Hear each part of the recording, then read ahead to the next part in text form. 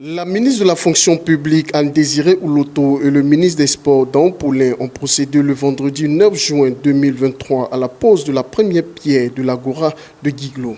Cette troisième Agora de l'intérieur du pays est spécifique par rapport aux autres. En effet, l'Agora de Guiglo, dont la durée des travaux est de 12 mois, sera bâtie sur une superficie de 3,4 hectares. Contrairement aux autres agoras, celle de Guiglo a pour l'heure la plus grande superficie. Outre les terrains de handball, de basket, de maracana, de football, ce complexe sportif de Guiglo aura un terrain de pétanque et un dojo. Il y aura en son sein une infirmerie et un cybercafé. Dans chacun des territoires, dans chacune des communes où s'installent ces agoras, on ne construit pas exactement la même chose. Parce que ce qui est construit et ce qui est demandé par les populations des communes dans lesquelles on s'installe. Donc là, on travaille en ce moment avec les associations de jeunesse, avec les associations, les forces vives du Cavali et notamment de Guiglo pour adapter l'agora. Donc aujourd'hui, qu'est-ce qui change à Guiglo par rapport à Abobo ou à Koumassi? C'est qu'elle est non seulement une infrastructure sportive avec des terrains de football, des terrains de basket, un dojo, salle de fitness, musculation, mais en plus on va construire ici des infrastructures pour le vivre ensemble. Donc on a un restaurant, on a une infirmerie, on aura un maquis, on aura un cybercafé et un ensemble d'espaces, de réunions, de salles pour les associations qu'elles puissent venir mener tout type de programme. Voilà ce qui sera construit à Guiglo.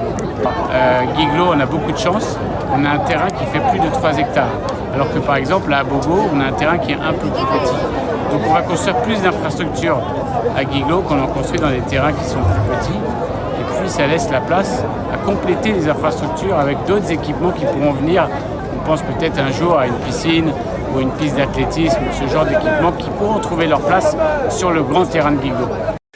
Selon le ministre des Sports, Dan Paulin, cette agora de référence transformera la ville de Guiglo. Il considère ce complexe sportif multifonctionnel comme un produit d'appel pour la jeunesse de Guiglo. Cette belle réalisation va transformer, j'en suis convaincu, l'esthétique de la ville. Pour que cette agora, sur les 3 hectares et demi ici, devienne aussi le socle d'une belle animation citoyenne. Pour donner l'opportunité aux jeunes d'avoir un ancrage socio-économique, parce que, il vous l'a été dit et bien présenté, l'agora est multifonctionnelle. L'agora, ce n'est pas seulement le sport, c'est aussi et surtout un lieu de vie, un lieu de cohésion sociale, un lieu de formation civile et civique.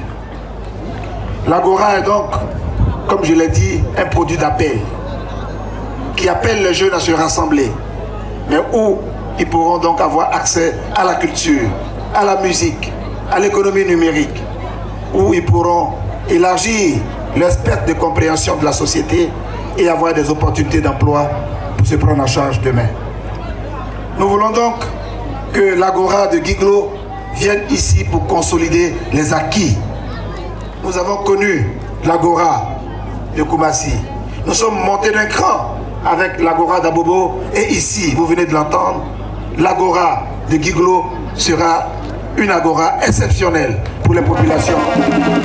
La ministre de la fonction publique, également présidente du conseil régional du Cavali, Anne-Désirée Ouloto, a expliqué la nécessité de la construction d'une telle infrastructure sportive dans la ville de Guiglo. Nous sommes particulièrement heureux aujourd'hui parce que Guiglo aura également son agora et la jeunesse en a vraiment besoin. Cette agora de Guiglo vient comme pour féliciter, encourager les efforts consentis ici par les jeunes depuis plusieurs années qui ont décidé de faire de notre belle région une région pacifique, une région de développement. Les jeunes sont aujourd'hui au travail. Nous avons aujourd'hui des jeunes responsables dans toutes les organisations dans notre région. Et j'en suis heureuse en tant que président de région. Je voudrais, à travers cette tribune, les féliciter, les encourager. Seule la paix mérite d'avoir sa place dans notre région. Parce que par la paix, nous aurons le développement. Par la paix, notre développement sera accéléré. On a vu tous les efforts également faits par le gouvernement. Et aujourd'hui, avec l'avènement de cette agora, c'est donc la jeunesse du Cavali qui sera naturellement donc très honorée au travail et qui pourra donc donner l'exemple de cohésion et de vivre ensemble. Pour l'ambassadeur de France en Côte d'Ivoire, ce programme Agora est une réussite en Côte d'Ivoire. Les populations ont exprimé et manifesté leur satisfaction. Cet édifice sera réalisé. Nous sommes très contents, nous en souffrons beaucoup. Et si nous devons recevoir par exemple nos matchs en première division, il faudrait que certains éléments soient présents.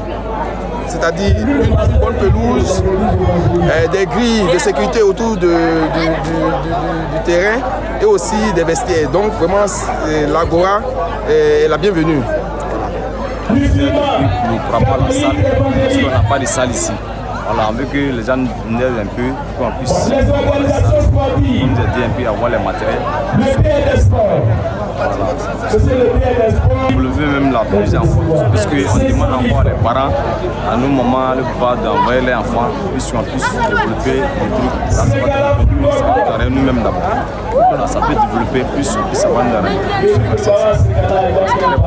Après Guiglo, la ville qui aura le bonheur d'accueillir une agora sera Boundiali.